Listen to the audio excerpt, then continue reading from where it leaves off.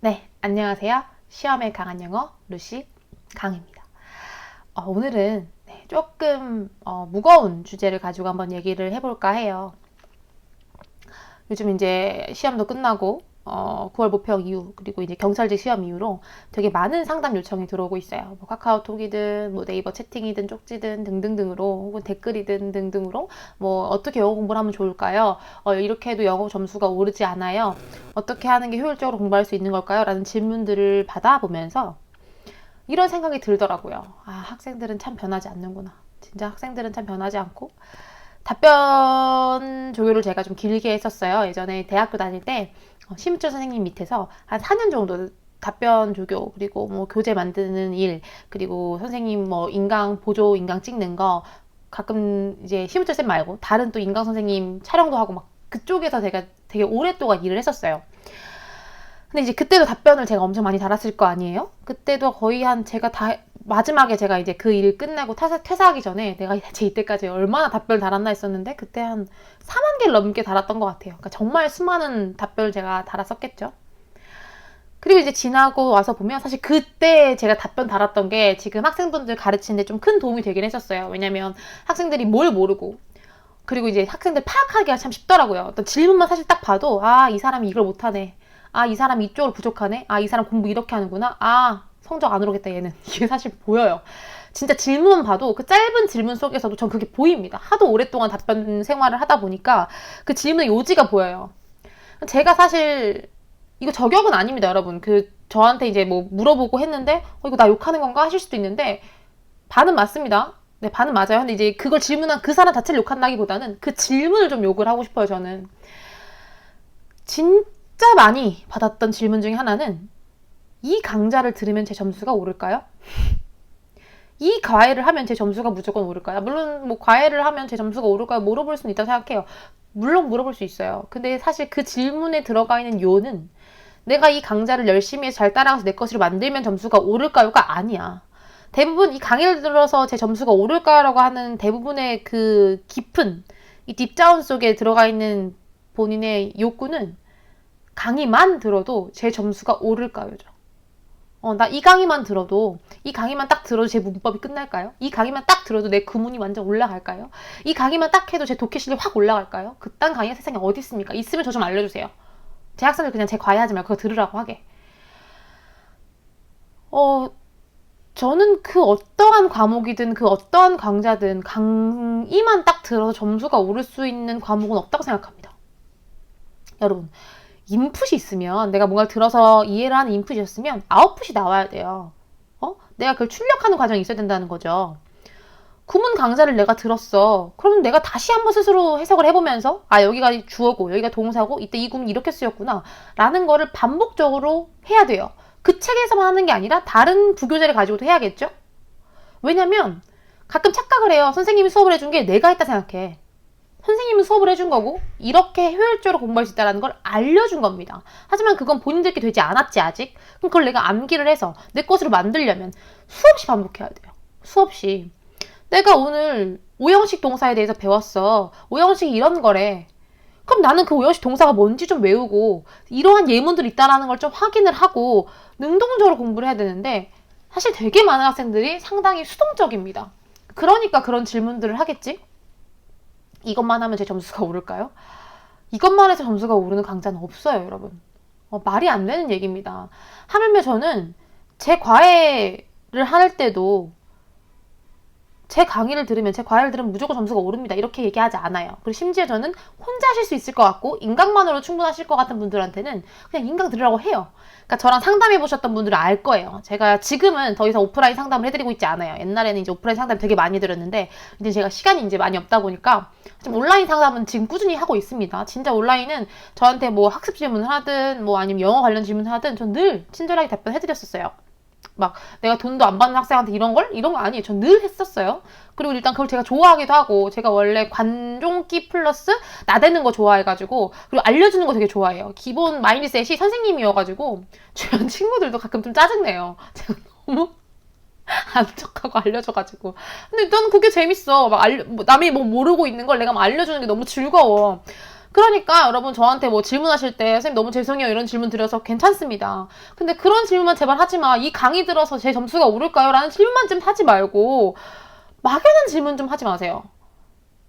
그 막연한 질문이라는 게 뭐냐면 사실 제가 질문을 딱 보면 이 사람이 점수가 오를지를 어떻게 아냐면 이제 제가 같이 과외했던 분들 중에 이번은 점수 잘 받은 분이 있어요. 독해 다 받고 물론 내 마음에 들지 않아 그 점수가. 근데 어쨌든 근데 점수 많이 오르는 학생이 있는데 그 학생이 질문하는 걸 보면 되게 구체적이고 디테일했어요. 늘 나는 항상 그 사람 질문을 캡처했지. 이렇게 질문해야 된다. 가령 내가 문법을 몰라. 그러면 선생님 2번 이거 왜 답이 아니에요? 이게 아니야. 문법을 만약 모르면 선생님 저는 2번을 이 주어 동사 수의 일치 관계라고 생각해서 이게 틀렸다 생각했는데 여기 이 능동수동 파트가 틀렸대요. 왜 그런 거죠? 라고 질문을 해야지 점수가 올라요. 이미 질문에서 내가 알겠는 거지. 질문 속에서 이 학생 공부했는데 포인트를 못 잡는구나. 그럼 나는 포인트를 딱 알려주면서 그 사람은 점수가 올라가는 거예요. 근데 그냥 막연해. 선생님 모르겠어요. 선생님 이거 문제 뭘 물어보는지 모르겠어요. 그럼 강의를 다시 봐. 그것조차 모르겠으면 일단 처음 기초부터 다시 해야지. 그리고 꼭 이렇게 강의 의존형들, 지금 내가 방금 얘기했던 이 강의만 들으면 오를까요 하는 그 강의 의존형들은 아마 정말 많은 선생님들이 수업을 들었을 거예요. 솔직히 내가 욕은 하고 있지만 나도 그 마음을 알아. 나도 그랬었어요. 나도 그 고3 수험 생활할 때 제가 수학을 진짜 못했었거든요. 사실 영어도 고3 때는 그렇게 잘하지 않았어. 그래가지고 5만 대만 선생님 걸 다 들었어요. 왜냐면 뭐 이 선생님 듣고 해도 내 점수가 안 오르고 이 선생님을 들어도 점수가 안 오르니까 이게 탓을 나한테 돌려야 되는데 자꾸 쌤한테 돌리게 되더라고요. 이 쌤 수업이 나랑 안 맞았나 봐. 이 쌤 수업 듣긴 좋았는데 막상 시험 보니까 망했네. 이 쌤 아니야. 빠이. 그러면서 거의 한 수학 선생님 몇 명 들었지? 한 4명 정도 들었던 것 같아요. 교재도 막 수학 교재만 막 이렇게 많고 그 한 교재만 내가 미친 듯이 여러 번 풀었어도 점수가 올랐을 텐데 막 이 사람 거 듣고 저 사람 거 듣고 막 아주 그냥 유목민처럼 돌아다니다가 결국 제 영어 점수가 아니라 수학 점수는 오르지 않았어요. 근데 이제 영어를 할 때 사실 영어도 초반에는 안 올랐었거든요. 제가. 근데 이제 그 고3 막바지를 가면서 제가 재수를 했었어요. 고3 막바지를 하면서 심우철 쌤 만나게 된 거죠. 그러면서 그 쌤이 하라는 방식대로 이 강좌 못해도 3번은 듣고 그리고 이 책을 못해도 3번 정도 스스로 공부를 해라 라고 저한테 했었었는데 처음에 저는 이해가 안 됐거든요. 아니 영어 책 한번 쭉 해석해봤는데 이걸 왜 또 해야 되지? 근데 하라니까 했어요. 하라니까 했어. 그래가지고 왜냐면 절박했으니까 그때 제가 너무 절박했었기 때문에 하라는 것이 다 해야겠다는 생각으로 외우란 단어책 다 외우고 그 다음에 구문책 3번 보라길래 3번 보고 독해도 푸른 거 또 풀어보려길래 또 풀어보고 했어요. 근데 점수가 오르대. 제가 원래 영어가 한 3, 4등급 정도 나왔었거든요. 근데 결국 막판에 이제 그 재수를 하고 난 다음에 막판에 영어가 올라서 1등이 됐어요. 제가 거의 막판에 하나 틀렸습니다. 영어를. 그리고 물론 지금은 제가 또 어떤 느낌이 드냐면 구문책을 사실 제가 봤던 그 고등학교 때부터 공부했던 그 책을 제가 지금까지도 보고 있어요. 학생분들을 그 책으로 가르치고 있기 때문에. 근데 볼 때마다 이 포인트가 여기 이렇게 있네. 그럼 그걸 내가 공부하면 공부할수록 제가 사실 가르치면서도 공부를 같이 해나가는 거거든요. 그럴수록 더 글이 잘 보이는 거야. 내가 다른 더 어려운 뭐 뉴욕타임즈를 읽든 혹은 뭐 더 어려운 지문들을 내가 만나게 돼도 막 글이 술술 읽히는 걸 내가 스스로 느끼고 있는 거예요. 내가 무슨 외국 나갔다 영어를 잘하고 있겠어요? 아닙니다, 여러분. 이런 과정을 거치면 영어를 못할 수가 없는데 여러분들은 귀찮은 거야. 솔직히 말해봐요. 여러분들이 진짜로 그 귀찮음을 극복을 해가지고 하라는 거 다 해서 영어 단어 외울 거 다 외우고 구문 할 거 다 하고 독해할 거 다 풀고 또 풀고 또 풀어서 이게 왜 답인지까지 알아내면서 그리고 오답노트까지 정리를 했는데 내 점수가 안 올랐어? 그런 사람 있어요? 이 얘기를 또 했더니 어떤 분이 그러더라고요. 쌤, 모의고사랑 실전이랑 같습니까? 여러분들은 시험장 가서 시험을 보려고 하는 그 마인드셋도 실력이란 걸 잘 모르나 봐요. 왜 모르지? 난 진짜 그게 너무 신기하던데. 난생 처음 내가 이번 시험을 처음 본 사람이야. 뭐 초시생이야. 그럼 내가 이해를 하겠어. 근데 재수생, 삼수생, 사수생이면 그런 얘기를 하면 안 되지. 시험 난이도는 정해져 있지가 않아요. 쉬운 날도 있을 거고 어려운 날도 있을 거고 나한테 영향을 줄 수 있는 요소는 정말 많습니다. 근데 그거를 생각 안 하고 헐 개 어려워 어떡해 이거 보고 있다가 영어 시간 모자라 저 그래서 망한 것 같아요. 어쩔 건데요 그래서? 그건 본인 잘못 아니에요? 그런 식으로 해서 점수가 안 나온 건 본인이 전략적으로 공부를 안 한 탓입니다. 제가 항상 학생들한테 했던 건 뭐였냐면, 말했던 건, 그래서 제가 시험 과외를 하면서도 이제 제가 늘 강조를 해요. 마인드셋, 멘탈 강화가 제일 중요하다. 공부의 반입니다. 50%가 멘탈이에요. 진짜 어려운 문제가 나왔어. 그럴 수 있잖아요. 어떻게 쉬운 문제만 나와? 어려운 것도 역대급이야. 난생 처음 봐. 막 이런 질문 있을 수 있을까? 그런 거 나오면 나만 처음 봤겠습니까? 그 문제를? 다 처음 봤어. 응? 나만 모르던 거를 남들은 다 알고 나만 모르는 게 나온 거면 그건 본인이 공부 안 한 것이고, 공부를 내가 했고 열심히 했는데 당황스러운 문제가 나오면 다 모르겠네. 나는 뭐 한번 이거는 뭐 이따가 찍는 식으로 해야겠다 라는 식으로 가볍게 넘겨야지. 거기에 몰두돼가지고 어떻게 이런 질문이 나와 망했네, 그때부터 덜덜 떨어가지고. 그것도 본인 실력입니다. 그것도 본인 실력이에요. 제 학생 중에 이제 합격하는 분들 중에 제가 어떤 것까지 시켰었냐면 한 달 전, 그러니까 시험 보기 한 달 전에 무조건 모의고사 볼 수 있는 거 무조건 보고, 그 모의고사라고 하는 게 혼자 보는 모의고사 말고 실제 시험장처럼 하는 그 모의평가 있죠. 그거 무조건 보게 하고, 만약에 내가 그걸 갈 수 없는 상황이야? 하다못해 카페라도 가서 공부하라고 했어요. 사람이 없는 공간에서 공부하는 거랑 사람이 좀 있는 데서 조금의 소음이 함께 공부하는 거 다르거든요. 그리고 시험 시간보다 더 짧게 잡아라.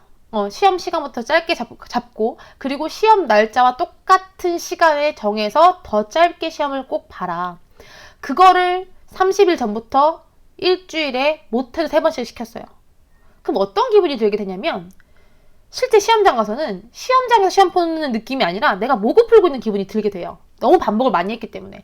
그러한 시험을 푸는 스킬도 공부예요, 여러분. 학습이고. 근데 그런 생각을 안 하고 그냥 혼자 들이다 도서실에 갇혀가지고 조용하게 귀마개 끼고 맨날 풀다가 시험장 가니까 헐 저 자식이 다리 떨어, 헐 저 자식이 막 손 이렇게 해, 어떡해 나 집중 안 돼. 그건 본인 잘못이라고. 뭔 말인 줄 알아요? 다른 주변 여건 상황에 제발 핑계 좀 대지 마세요. 핑계야. 내 점수가 안 나올 수 있었던 핑계. 난 너무 답답해, 그런 사람들 보면.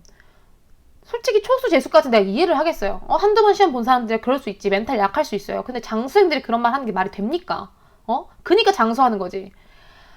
저도 이렇게까지 세게 말하고 싶지 않습니다. 그런데 여러분, 그걸 아셔야죠. 여러분들은 여러분의 시간을 갉아먹고 있는 거예요. 이 젊은 날을 내가 취직해가지고 돈 벌면서 행복하게 살 수 있는 날을 시험이라는 거 하나에 몰두해서 살고 있는 거라고. 물론 뭔가 불가피한 상황들이 분명 있을 거고 공부를 할 수 없는 여러 가지 상황들이 있을 겁니다. 그죠? 개개인마다 각자 가지고 있는 상황들이 다르니까. 갑자기 그날 아침에 됐는데 배가 아플 수도 있는 것이고, 갑자기 그날 뭔가 컨디션이 안 좋을 수도 있는 것이고. 근데 정말 잘하는 사람들은 그런 핑계를 대지 않는다고. 그런 배 아픈 거, 피곤한 거, 컨디션 안 좋은 것까지 다 조절을 하고 들어가야 됩니다. 그런 사람들이 합격하는 거예요. 지금 떨어지고 점수가 안 좋은 분들을 욕하려고 올린 게 아니라, 그런 핑계를 이제 앞으로 대지 말고 공부를 했으면 좋겠어서 지금 이 카메라를 킨 거예요. 그러니까 뭐 기분 나쁘셨으면 저도 어쩔 수 없어요. 저는 과외를 하면서도 학생분들한테 쓴소리 좀 많이 하는 편입니다. 제가 봤을 때 사실 모르는 거 가지고는 제가 욕을 안 하는데, 해오라는 걸 안 해오면 전 그렇게 화가 나더라고요. 얼굴에 써있죠, 화. 제가 웃음이 많은 만큼 화도 좀 많은 편이에요. 좀 살짝 다혈질기가 있어가지고. 제가 생각하기에 시험에서 끝까지 가서 웃을 수 있는 사람은 멘탈 강한 사람입니다. 멘탈. 그러니까 제발 이것저것, 물론 저도 알고 있어요. 경찰직 준비하시는 분들 기준으로는 이번 시험이 정말 어려웠고, 뭐 진짜 이게 사람이 볼 수 있는 시험인가 할 정도로 어렵게 나왔던 거 맞고, 어떻게 보면 운에 기대했어야 되는 시험이었던 것도 맞는 것 같아요. 운에 기대야 되는 시험. 그 솔직히 불합리하죠. 열심히 공부한 사람보다 찍어서 잘 나온 사람이 된다면. 근데 저는 묻고 싶어요. 그게 1번부터 20번 문제까지 다 그랬는지. 그러진 않았겠죠? 그 몇 문제들이 사람을 빡치게 했던 것일 거고, 그럼 그 몇 문제가 운의 영역이라면 나머지 내가 풀 수 있었던 것들은 내 영역인 거잖아. 그럼 그것만큼은 내가 먹어야 되는 거 아니에요? 그것만큼은 내 걸로 만들어야 되는데, 본인들의 점수가 정말 그게 내 점수가 맞습니까? 그 운대를 따라가는 점수를 제외한 나머지 점수를 다 먹었어? 다 내가 맞았어? 남들 맞출 수 있는 거 다 맞았어요? 그거 한번 생각해 봐야 되는 거고. 그리고 솔직히 말하면 영어는 그 정도까지 어렵게 나온 지문 없어요. 영어는. 한국사나 다른 산법은 그럴 수 있다 생각하는데, 영어는 그렇지 않아요. 충분히 논리적으로 풀고 아닌 거 제꼈으면 몇 가지 단어 같은 것들이나 몇 문제 빼고는 정말 최소 70은 나올 수 있었던 그런 시험이라고 저는 생각하거든요. 공부를 제대로 했다는 가정 아래서. 근데 이제 그거보다 낮게 나왔다라는 건 전략 미스, 그리고 그 멘탈 약한 거, 그리고 제대로 공부하지 않음, 이런 것들이 쌓여 있었겠죠. 그리고 자꾸 그런 것들에 대한 핑계를 시험 난이도로 돌리고 싶을 거고 욕하고 싶겠죠. 하지만 여러분들은 물론 그 운 때문에 붙이는 사람들도 있겠지만 100명 중에 100명이 다 운으로 붙진 않을 거 아닙니까? 그쵸? 마인드셋을 좀 잘 잡아주시고, 이건 상대평가입니다, 여러분. 상대평가라고. 절대평가가 아니라고. 만약에 진짜 그렇게 어렵게 나오는 시험이 절대평가면 이건 진짜 개 쌍욕해야 돼요. 아니 이거 이 점수를 넘어야 되는데 이딴 식으로 내? 그건 진짜 개욕해야지. 뭐 어쩌라는 거 다 떨어뜨린다는 거 뭐야. 상대평가잖아. 물론 꽈락이란 점수가 있지만 꽈락은 40점이잖아요. 40점 정도는, 이 사람이 꽈락을 40점 더 왔다는 얘기는 너 이 점수는 넘겨야 된다잉? 이 정도는 기본이다잉? 라고 하는 게 40점인 거예요. 근데 지금 그것도 안 했다라는 건 넌 기본도 안 했어 라는 얘기인 거잖아요. 그러니까 그건 욕할 필요가 없는 거지. 그리고 이런 공무원 쪽이 아닌 수험생분들, 고3 하다못해 내신 준비하는 우리 귀염둥이들, 나의 우리 귀염둥이 학생들 마찬가지입니다. 제발 좀 하라는 거 하세요. 시키는 거 하고, 오답노트 좀 작성하라면 오답노트 좀 작성하고, 뭘 좀 암기를 하면 좀 암기를 하고, 외워가라면 좀 외워가고, 내가 인강을 만약 들었어, 1시간을. 그럼 내 스스로 공부하는 시간도 1시간이어야 돼요. 좀 배속해서 30분을, 그럼 30분. 하다못해 내가 그 강의를 들었던 시간만큼은 투자를 해서 강의를 복습을 해야 내게 되는 겁니다. 그럼 모든 과목 다 마찬가지예요. 정말로 저는 여러분들이 효율적으로 제대로 학습하셔서 더 이상의 실수는 없었으면 좋겠고, 더 이상의 핑계는 없었으면 좋겠어요. 어쩔 수 없었던 것들이 저는 얼마나 많을 수 있을까라고 생각을 하고, 정말 열심히 하고 딱 지킬 거 지키고 무너지지 않게 학습을 하신 분들이라면 저는 그게 어떤 시험이든 점수가 무조건 나온다 생각합니다. 이게 지금 무슨, 전 솔직히 막 사시, 행시 이런 거면 그건 솔직히 너무 어너더 레벨이야. 너무 막 뭐 국회직 막 진짜 어려운 거 막 이런 시험이라면 그건 진짜 어너더 레벨이죠. 걔는 내가 생각해도 공부한다고 되는 시험은 아닌 것 같아요. 그쪽은 머리도 있어야 되고, 운도 좀 따라줘야 되고, 그날에 그런 여러 가지들이 복합적으로 그런 운이 되게 많이 작용하는 시험도 분명 있다는 걸 알지만, 지금 여러분들이 보고 있는 구급, 경찰직, 수능 이런 것들은 운이 모든 걸 작용할 수 있는 시험이 아닙니다. 하면 되는 시험이에요. 하면 되는 시험. 그래서 저는 여러분들이 좀 멘탈 강화를 열심히 하셔가지고 꼭 더 이상의 젊음을 낭비하지 말고, 더 이상 시간을 낭비하지 말고 좋은 결과를 내실 수 있었으면 좋겠습니다. 그래서 마지막으로 또 하고 싶은 말은, 질문할 때는 구체적으로, 그리고 이것만 해도 될까요? 라는 질문하지 말기. 그런 건 없다. 아셨죠? 그래서 능동적인 학습을 꼭 했으면 좋겠다는 마음으로 지금 이 쓴소리는 마쳐보도록 하겠습니다. 네, 좀 길었네요. 들어주셔서 감사하고, 네, 마지막으로 네, 구독과 좋아요 그리고 알림 설정까지 부탁드리면서 이번 시간 마치도록 하겠습니다. 언제든지 궁금한 점 있으시면 댓글이든 아니면은 뭐 채팅으로든 여러 가지 질문을 해주시면 저는 늘 답변이 열려 있으니까 언제든 질문해주세요. 저는 여기서 마치도록 하겠습니다. 안녕.